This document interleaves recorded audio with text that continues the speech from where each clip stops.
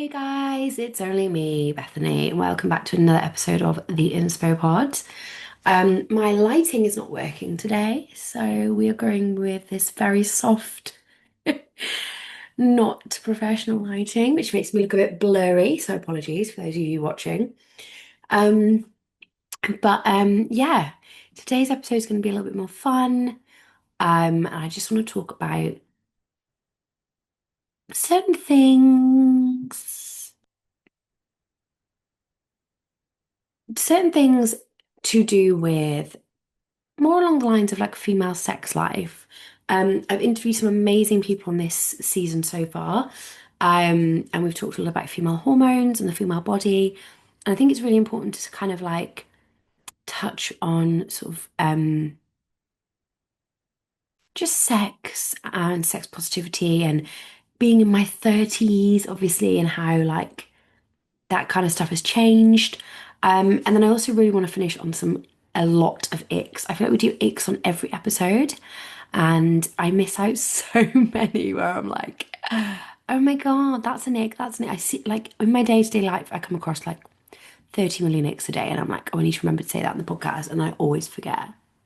Also, look like I've got no eyelashes on this video. Sorry. Apologies for my unprepared look today. But yeah, so I guess let's get into it. So, previous episodes, we focused on sort of health and well-being and sort of my nervous system and how like change of career, change of certain like habits in life have kind of impacted that really in a positive way. And how sort of a calm nervous system then has a following impact on your health. And it's also really important for like hormonal health as a woman.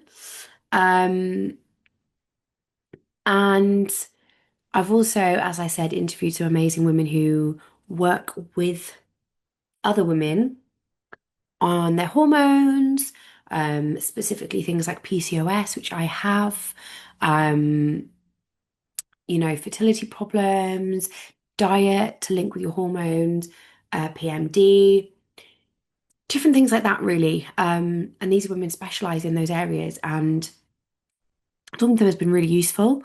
But I think what a lot of people don't speak about openly, which I know these two women do touch on in their work with their clients, but that would be sex.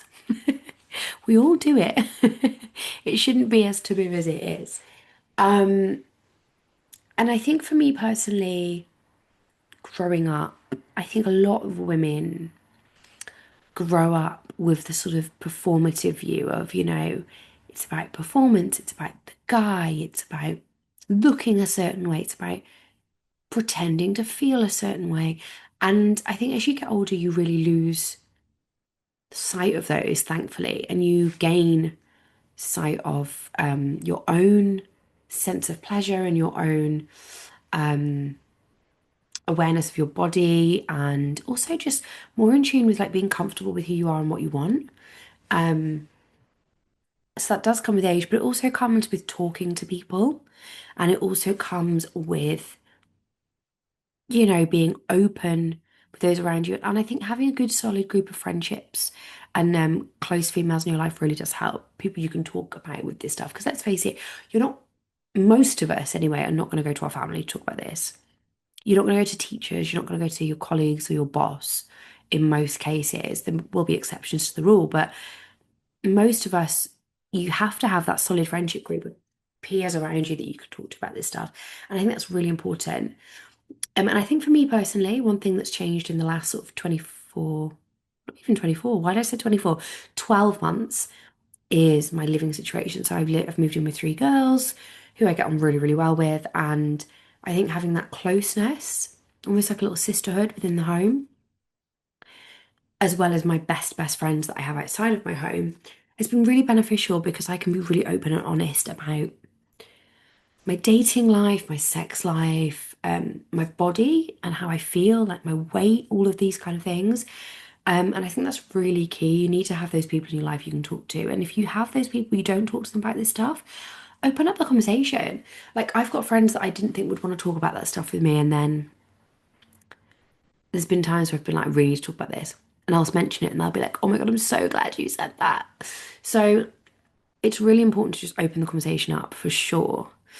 Um, and I think talking is key. That's the first thing. Talking is so key. Um, and I think women are a lot better at talking about this stuff. I think men, they talk about it in terms of like, oh, I did this, I did that, but they don't really talk about their worries.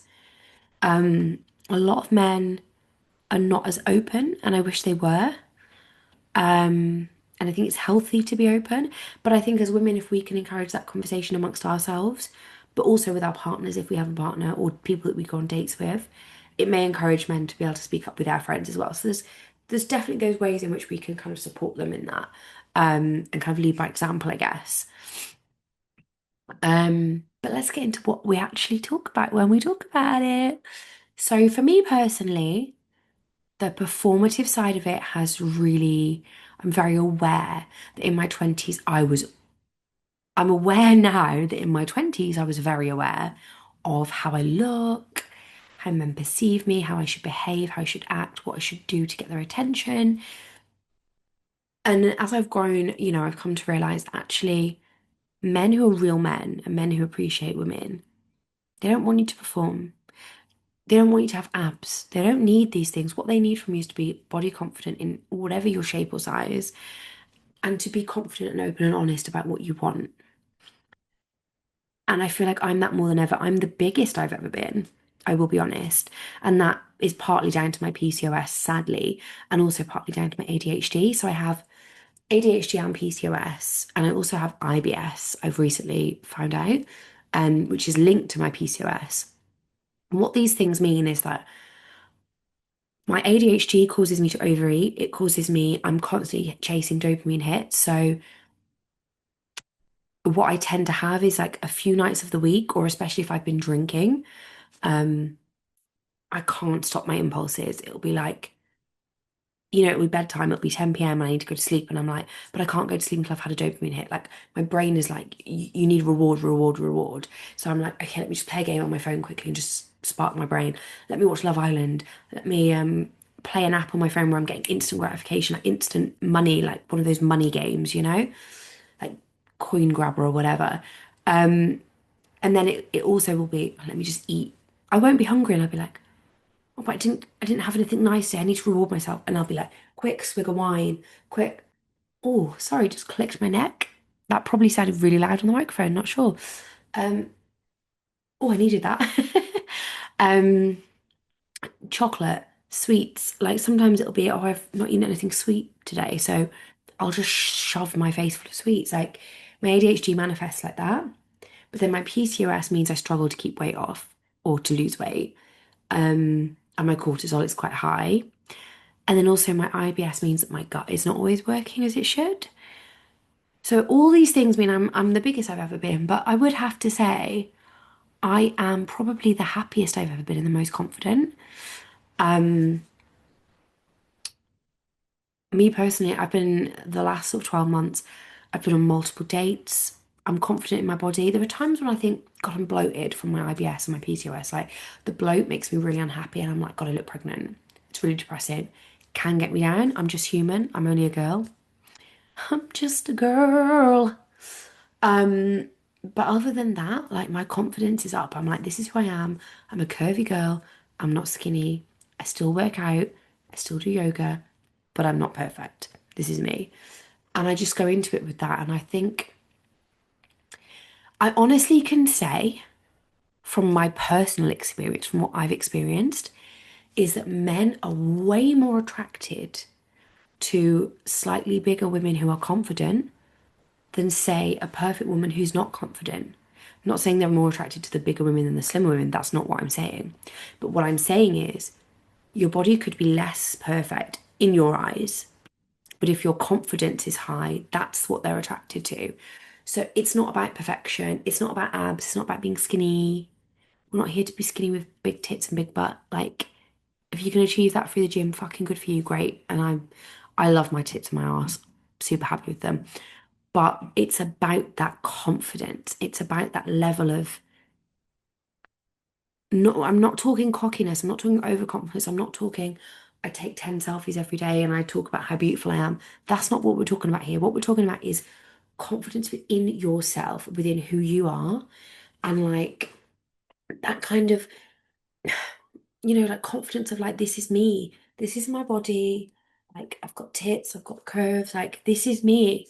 And just owning it. If you can own who you are, because we're all different shapes and sizes, and men like all different shapes and sizes. You could be a girl with a skinny waist and very small pert boobs and small bum, and there'll be a guy out there that will think you're the hottest thing ever. So just own it. Just own it. But then there's a girl out there that'll have a massive ass, big tits, not skinny, curvy, curvy with a capital C, and there'll be a guy out there that thinks you're the fucking God's gift. Like, whatever your shape and size, whatever you look like, brunette, blonde, green eyes, brown eyes, whatever, just have your confidence.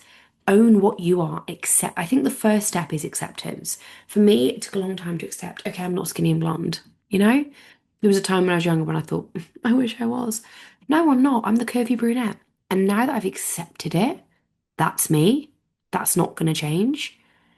Once you have that acceptance, you're like, okay, I can tap into this now because there's a whole demographic of men out there that fancy me. There is. There's a demographic out there for every woman. Promise you. So once you accept yourself and you tune into who you are, what you're selling, what you have to offer, who you are, what you look like, your personality, everything about you, you accept it. And then you can give. And you can give with confidence. So I think that's really fucking important. Let's get that out straight out the door, right? Before we even get into it, like that's key, right? That's what men are really attracted to, is that confidence. And it comes to show, I think, when you watch TV as well. If you watch like Love Island or different shows, I know Love Island's a bit of a weird one to say because they're all slim and beautiful, right? But there's still different shapes and sizes, different hair colors, different skin colors. And I often find it funny because I always assume people have a specific type, but there'll be a man on there and he'll, you know, be dating a beautiful, dark-skinned woman, gorgeous eyes, beautiful bum, long black hair. And then he'll also fancy the blonde, white girl. And it just shows that, like, most men don't have a physical type. They're just attracted to the confidence. They're attracted to what that girl brings. And they're just attracted to beauty in all of its forms. And I find that really interesting. So I think if we can all just lean into our own personal beauty, that is you're gonna be fine. And I think that leads into like the bedroom. So I think when you're intimate with someone, male or female, just lean into what you have to offer. Like I have personally dated men and been with men who are shorter, taller, slightly bigger, slightly slimmer, athletic, muscly, guys that have taken steroids. Not my type, by the way, not into that, but I have dated them by accident. And then guys that are a bit squishier and a bit cuddlier, like all different types. And for me, it was never about that. It was about their confidence. So I think the same applies. When you're in an intimate setting with someone, just be yourself, lean into your confidence, lean into your beauty. If you don't, for me personally, I don't like my stomach. I hate it. Don't like my stomach and I don't like the tops of my arms, but I do love my boobs and my bum. So I just lean into it. I'm like, these are my things that are beautiful. Focus on these. This is what I'm fucking giving. Like, this is what I have to offer. That's the beauty. And the rest of it, because what happens is when you focus on something, that becomes their focus. So if I used to go into it being like, oh, my belly's a bit big, don't mind me, I'm a bit fat. That's what they're going to focus on. They're not going to look at everything else because you just pointed it out. Like your mind is focused on that. You're making it obvious. You're conscious. You're trying to hide it. You're trying to be in positions where it's not on show. It's obvious. You're drawing attention. Not only are you drawing attention to the worst part of your body, in your opinion, you're also drawing attention to your lack of confidence and your lack of sort of confidence within yourself. Whereas if nowadays I go into it with, I don't even think about my stomach. I'm like, it's what it is. I'm a curvy girl. Get over it. If you don't like it, don't be here. And I just lean into like, Oh, my arse looks fucking great today. And I just, oh, fucking get in all positions, mate. Sorry if my family are listening to this. Really, apologies now. Like, turn it off because we're going to get deep. Um, but I get into all positions, me. I don't give a shit. Like, you can see me at all angles, and if you don't like it, you shouldn't be here. If you don't like it, I don't know how we've got here in the first place. Do you know what I mean? So, I think that confidence definitely translates into that area.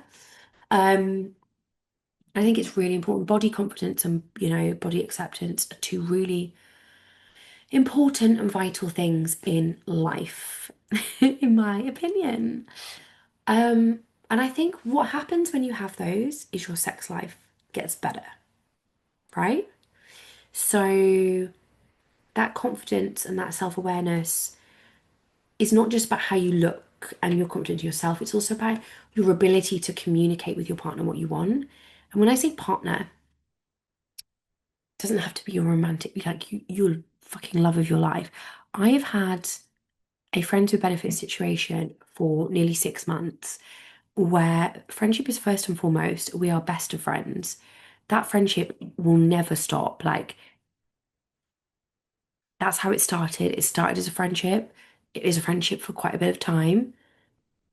And the reason it then became more is because I saw in somebody that didn't want a relationship, doesn't want a relationship with me, but somebody who I can trust and who built that trust with me and made me feel safe and secure, isn't over the top with me, isn't creepy, like made me feel like I can be safe with that person, right? So it's built on a foundation of friendship and trust. So when I say partner, it can apply to that as well. And I think that partner, whoever that might be, your ability to communicate your needs and wants with them is so important. And when I say that, I mean that even more so because it doesn't have to be your lifelong partner. It doesn't have to be the guy you marry. Don't wait until you get married to love your life to communicate those things. If you're sleeping with someone, it's just as important. You're not going to wait till you're married to have the best sex of your life. Why would you do that? That's really ridiculous. You should be communicating that from the off throughout your life. Whether that means you're celibate, you don't want to sleep with someone before marriage, you don't want to sleep with someone, period. Communicate that. Tell men that and stand in it. Don't let them sway you. Or whether it's you want loads of sex, and you want a specific type of sex, or you want to explore something, you want to try different things, communicate. And if a guy is not mature enough or open enough to communicate with you or accept your wants and needs and communicate theirs as well and make you feel like it's a safe space, do not go there with them because they are not worth it. I don't think men are lonely enough in general. Men are not lonely enough. And I say that in the nicest possible way. So I think what I mean by that is like the men that are not making us feel safe and are not able to have those open and honest conversations, they're the men that shouldn't be having sex. Let's just take that away from them. Um, Men that think pleasuring women is, I've heard some man in America say this exact quote that giving women orgasms is gay shit. I love how I did little quote marks there because that's the most stupid thing I've ever heard. And that just proves to me he doesn't know how to please all men. And that maybe he is actually secretly gay and just doesn't want to admit it and is really uncomfortable in his own body and himself. You do you, hun. But those are the kind of men that should be lonely. So make sure you find a man, friends with benefits, one night stand, whatever it be.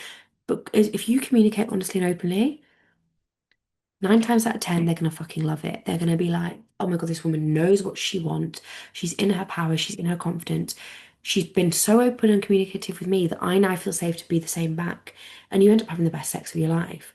Or that 1 time out of 10, they mock you, or they're not open to it, or they're like, well, it's a bit weird, or they make you feel in any way uncomfortable.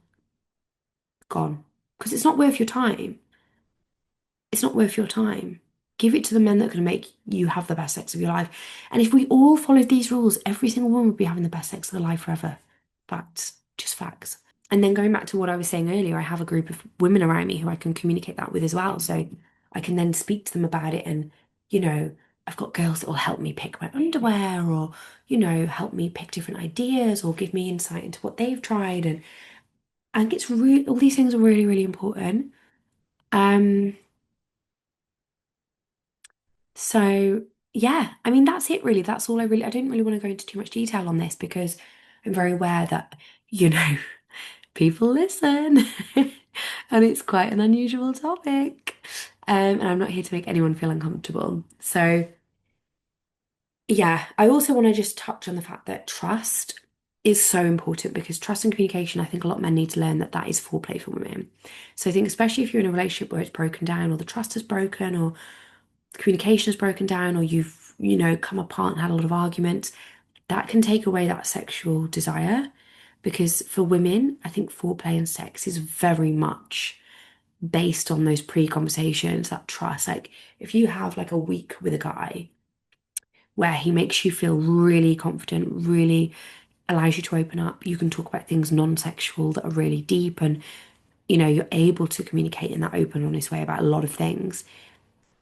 For a woman, that creates a feeling of like bond and a feeling of safety, which is actually really, it turns women on.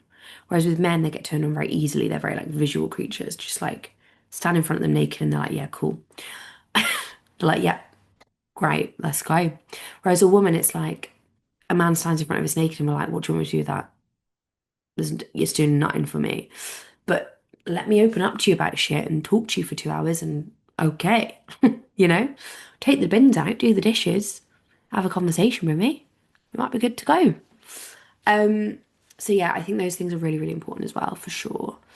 Um, but I'm going to move on to some icks now because, yeah, I think it's time to move on. Um, so I have some icks on my phone. I never get my phone out during a recording because obviously I'm on video with you guys right now. Um, but I have started having to note these down because I keep forgetting the icks. So I think maybe I want to start with a couple of sexual ones because that's the topic that we're on. So, funnily enough, they're all about men. Isn't that funny? So men in general, ick, jokes. No, so a couple of icks with men is like men that mock women in or out of the bedroom. Men that are not able to be open and honest in the bedroom and can't have a communicative conversation, they can't communicate, they can't allow a woman to communicate her needs and they just are there for like themselves, selfish lovers. Ick, disgusting, get out of my life. Um, Men who are quite forceful, I think, in the bedroom. We all have experienced it, or we've all witnessed it, we've all seen it, we've all heard a friend that's had it, where a guy will like push your head, or they'll do this, or they'll try and guide your hand, or whatever. We're not here for that shit, guys. We're grown women. If we want to be sexual with someone, we're going to be sexual with someone. We don't need you to guide, push, force. That's not what life's about. I'm not down with that shit. I'm not down with it. It's not okay. Um, Another ick is men that don't shower daily. Luckily, I'm always attracted to very hygienic men. Hygiene is up there for me for sure. But that being said, I've been on dates with men where they've been like, oh, I've not showered since yesterday. And I'm like, ew. No, we're not getting down to business. No. So that's definitely an ick. And then a couple of non-sexual ones. Interactive menus. This is such a rogue one, but it's become such a thing and it's such a fucking ick of mine. It's so annoying. And especially, excuse me, as someone who wants to open a cafe and I've decided that a coffee van or a cafe is my dream. Oh my God, it's my pet peeve, man. I was at Costa yesterday and they've got interactive menus, and I saw a matcha as I was walking up on the menu. I saw a beautiful picture of this gorgeous strawberry matcha, and I thought, oh, that looks heaven. But I'm sure it said something else. I thought I saw the word coconut, and I was like, is it strawberry? Is it coconut? I don't know. There's loads in the picture. I don't know what to do. I need to like look at the menu. So I got there thinking I'd be able to see the menu. The interactive menu, of course, is just a picture and it rotates. And you have to wait, I counted 17 seconds to get the menu back up. By this point, I'm at the front of the queue and I'm waiting, and I was like, I'm really sorry, I'm just waiting for the menu to come back up. Like, can you explain to me what matches you've got? And then by the time they've explained it, the menu's back up, and I'm like, either have servers that tell you the menu or have a menu. Don't like just I can't. It's just so stupid. It's become such a trend and such a hype. It's not just Costa. I'm not just calling them out. Hedge does it. I know it's not Hedge, it's Hey. Hey Coffee. But I call it Hedge because and it's one of my favourite coffee shops as well. I love Costa, I love Hedge. I love their coffees. But again, I can't see your menu because you it's fucking dancing around. It's fucking like it's like fucking watching anime. Like I don't know where I'm coming or going. I don't need to see all these fancy images that stay there for 3 seconds, then rotate to another one, then rotate to another one. And by the time it gets to the menu, I've lost my place in the queue. Like I just want to see the menu. You know what I mean? Or maybe have one with menu on and then one little screen that changes pictures so you can see the different pictures. Oh, that looks nice. Oh, yeah, tasty, but you've still got the menu. It's just so dumb. And these places don't have physical menus, so you have to wait for the menu to come back. And I'm just so frustrated. I'm like, give me my matcha, give me my coffee. It's so irritating. So that's a big one. People blocking doorways is another big one. I can't. I literally can't stand it. I can't. Especially toilets or like entrances to cafes or shops. People are fucking dumb, mate. They're so dumb. People like they've been in the cafe or the shop and they've come outside and it's usually families. I'm not gonna lie, it's usually family units, and they're just sort of stood there like chit chatting, and I have to be like, "Excuse me," to get through into the venue I'm trying to get into. One, you're stopping people getting into that person's business to spend money. Two, you're blocking people leaving. Three, you're just irritating, just annoying, like annoying. Like, get out of the way. Use your brain. That leads me on to my next one, which is one I always forget to say, and it irritates me every fucking minute of every day that I go outside. Two people in the street bumped into each other, or they're walking together and they're about to say goodbye, whatever it may be, and they're having a conversation. Why do people decide to socially distance and socially distance across the path? So you have to walk in the middle of them and say, excuse me, to get through on a public pathway. Do you know what I do in that situation? I'll go, oh, let's social distance the other direction so that we're both stood against the wall talking to each other and the rest of the path is completely free for movement. Common sense, mate. Stop being so fucking dumb. You know what I mean? So irritating. Like it irritates me so much. It really annoys me. Really annoys me. Um, but also people blocking toilets. I don't know why people gather outside toilets, like public toilets. Like, what are you doing? Go away. Just want to piss in peace. Usually when I'm going to a loo, especially a public toilet, if I'm having to use public toilets because I'm desperate, because I don't really want to use them. So if I'm using a public loo, I'm desperate. And I'm desperate for the loo at the best of times. Even when I use my own toilet, I'm usually like, I'm going to piss myself. I don't have time to wait for the six of you that are chatting about your fucking coffee or where you're going to go next to move out my way. Because then when I say, excuse me, one of you goes forward, one of you goes backwards, and it's all like a little dance. And we're all going, oh, oh, oh, oh, oh, oh. I don't have time. You've taken 10 seconds of my time that I didn't have where I'm going to pee myself. Move. Ick. Um, and I think that's it. I think we're going to end it there for the Icks today. I think, yeah, because it's just going to irritate me. One more, actually. Crossing roads, traffic lights. I'm very savvy when I cross the road. I always take into account the traffic lights, the traffic, and the people, right? I'll cross when I know it's safe to cross. I can judge my own movement, how quick I can go, if I can run, if I can not, if it's safe, if it's not. I'm good at judging. I've got spatial awareness, social awareness, everything. I've got every type of awareness, whatever the fuck they are. What happens is people don't use their brains. Other people don't think for themselves, and I don't know why. So sometimes when I go, because I know I can make it across the road in time, people will just look at me and go, oh, it's safe to go. And then they step out and then they're like, oh, oh, there's a car. Well, just use your brain. Like, look at the lights, look at the traffic, assess your situation.